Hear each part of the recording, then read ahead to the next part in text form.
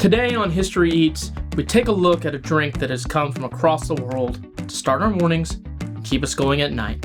A drink so addictive that American soldiers crushed up acorns when they couldn't get it, just to sip on a drink that looked like the original. Today, we brew up some coffee.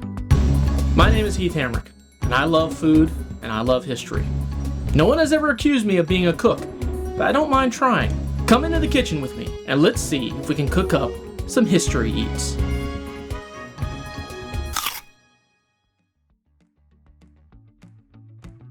We get the word coffee from a Dutch word, kofe, from a Turkish word, kave, from an Arabic word for a kingdom in Africa called Kaffa, which is where coffee plants were first grown.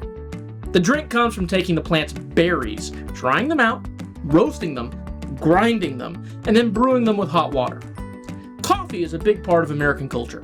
People drink coffee in the morning as part of breakfast, they hang out in coffee shops to work or socialize, and they drink gallons of the stuff so that the caffeine in the drink will help them work late at night. It's funny though that coffee is so much a part of American culture when it's tea we talk about so much in American history. Taxing tea without representation was one of the big things that upset colonists enough to cause a revolution. People threw boxes of tea overboard to protest the tax during the Boston Tea Party.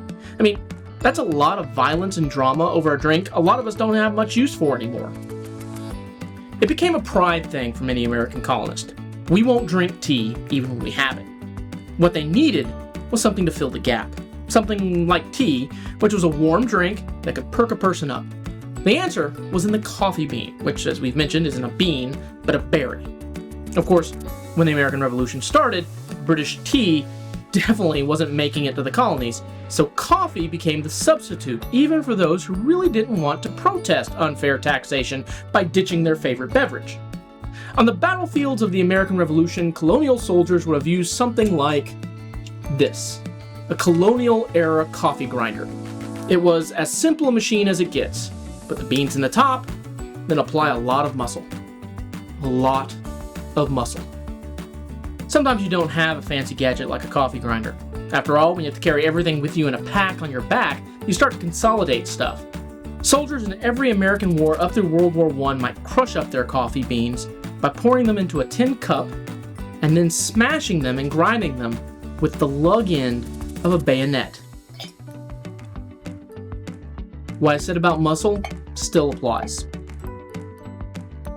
Now that you have ground coffee, you're not done. You need to brew it with hot water. Throughout most of history, soldiers on the battlefield weren't going to filter it like we do today. They take hot water, add the grinds, stir, and drink away.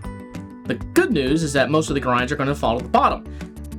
What's the bad news? Well, this all works fine until you run out of coffee beans.